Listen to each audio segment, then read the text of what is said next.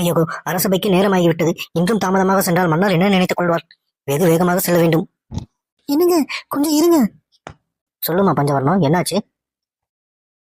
இன்னும் அரசபைக்கு தான் நாளை உள்ளதே, ஏன் இந்த அவசரம்? காலை உணவு அருந்தாமலே செல்கிறீர்கள்? இல்லை இல்லை, இன்று அரசபையில் ஒரு முக்கியமான வாதம் வருகிறது. நம் கிராமத்தில் நிறைய திருட்டுகள் நடக்கின்றன. இதற்குண்டான தீர்வை இன்று மன்னர் தெரிவிக்க உள்ளார். அதனால் நான் விரைந்து செல்ல வேண்டும். நான் வந்து உண்கிறேன். அனைவரும் வந்து விட்டீர்களா? அனைவருக்கும் என் வணக்கங்கள். நகைக்கடை உரிமையாளரே, தங்கள் வருகையின் நோக்கம் என்ன? மாமன்னா, இந்த நாட்டில் என்ன நடக்கிறது என்று தெரியவில்லை.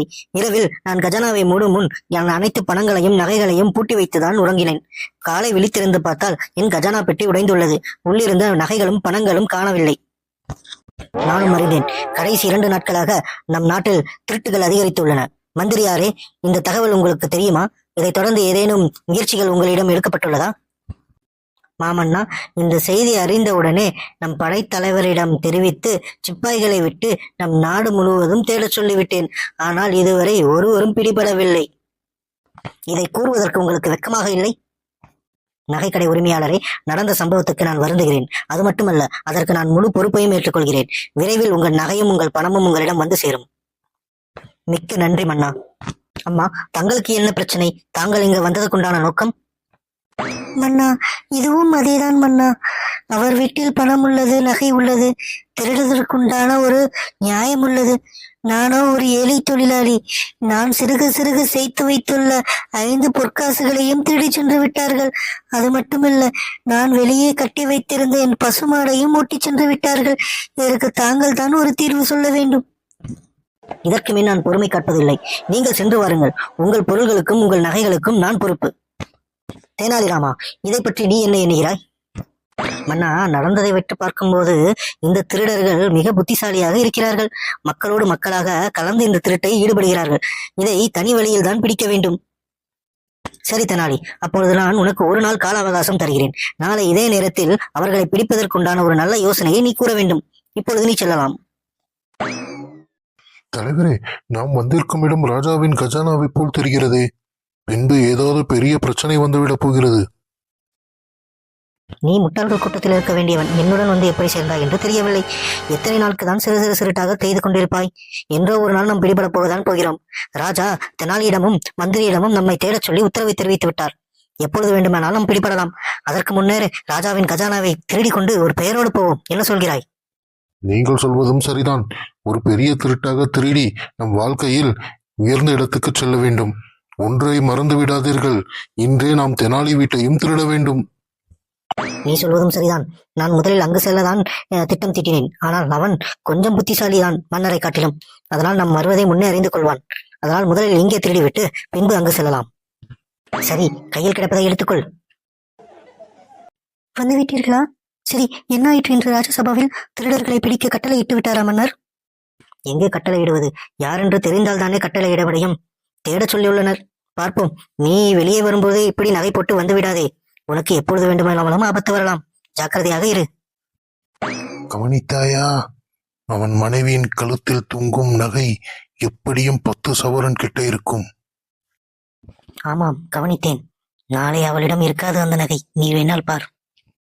இவர்கள் நம்மை நோட்டமிடுவது போல் தெரிகிறதே. ஒருவேளை மன்னர் தேடும் திருடர்களாக இருப்பார்களோ? சரி, நம் வேலையை பார்ப்போம். ஏமா பஞ்சவர்ணம், நம் வீட்டில் கஜானாவில் இருக்கும் அனைத்து நகைகளையும் கொண்டு வா. மற்றும் பணங்களையும் ஒரு பெரிய பெட்டிக்குள் அடைத்து கொண்டு வா. நம் புறப்பக்கத்தில் இருக்கும் கிணற்றில் அதை போட்டு விடுகிறேன். சரியா? அப்பொழுது நம் நகையும் நம் பணமும் திருடு போகாது. ஊரில் உள்ள அனைவரின் நகையும் பணமும் திருடு போய்விட்டன. நாம் இப்படி செய்தால் ஜாக்கிரதையாக இருக்கலாம். சீக்கிரம் போய் கொண்டு வா. சரி, கொண்டு வருகிறேன். அதற்கு ஏன் இப்படி கத்துறீர்கள்? எல்லாம் காரணமாக தான். ஆட்டை கடித்து மாட்டை கடித்து இறுதியில் மனிதனை கடிக்கும் என்று பழமொழி உள்ளது.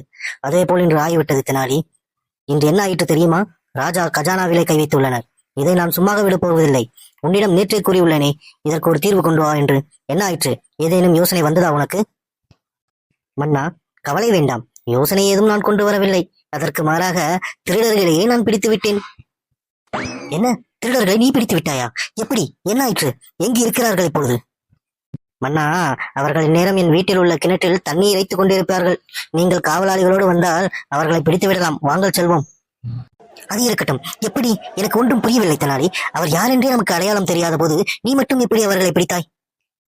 மன்னா, அது ஒன்றுமில்லை. நான் என் மனைவியிடம் நேற்று இயல்பாக பேசிக் கொண்டிருந்தேன். அப்பொழுது இருவர் என்னை திரு திரு என்று பார்ப்பது போல் தோன்றியது. அதனால் அவர்கள் காதில் படும்படி நான் கிணற்றில் என் நகை மற்றும் பணங்களை பதுக்கி வைக்கப் போகிறேன் என்று கூறினேன். இதை கேட்டு அவர்கள் அங்கிருந்து உடனே சென்று விட்டார்கள். இந்நேரம் அதை தேடி அங்கே தோண்டிக் கொண்டிருப்பார்கள் என்று நினைக்கிறேன். வாருங்கள். நீர் கூறுவதை வைத்து பார்த்தால் இதுவும் ஒரு கணிப்புதான் என்று தோன்றுகிறது. பரவாயில்லை, வா சென்று பார்ப்போம். என்ன தோழரே, கிணற்றை உற்று உற்று பார்த்துக் கொண்டிருக்கிறீர்கள்? உள்ள ஏதேனும் இருக்கிறதா? சீக்கிரம் சொல்லுங்கள், விடிந்து விட்டது. எனக்கு என்னமோ தெனாலி நம்மளை முட்டாளாக்கி விட்டான் என்று தோன்றுகிறது. நானும் கிணற்றில் எல்லா தண்ணீரும் இறைத்து கீழே ஊற்றிவிட்டேன். வெறும் பாறைதான் தெரிகிறது. என்ன தைரியம் இருந்தால் ராஜாவின் கஜானாவிலே கை வைத்திருப்பீர்கள்? என்ன தோழரே, ராஜாவை போல் குரல் மாற்றி பேசுகிறீர்கள். இதற்கெல்லாம் நான் அஞ்ச மாட்டேன். அடே தற்குறி, பேசியது ராஜாவே தான். இங்கே பார். மாமன்னா, நாங்கள் கிணற்றில் தண்ணி எவ்வளவு இருக்கிறது என்று அளக்க வந்தோம், வேறு ஒன்றுமில்லை. ஓஹோ, கிணற்றின் ஆழத்தை அளக்க வந்திருக்கிறார்களா? நான் தான் தப்பாக புரிந்து கொண்டேனோ?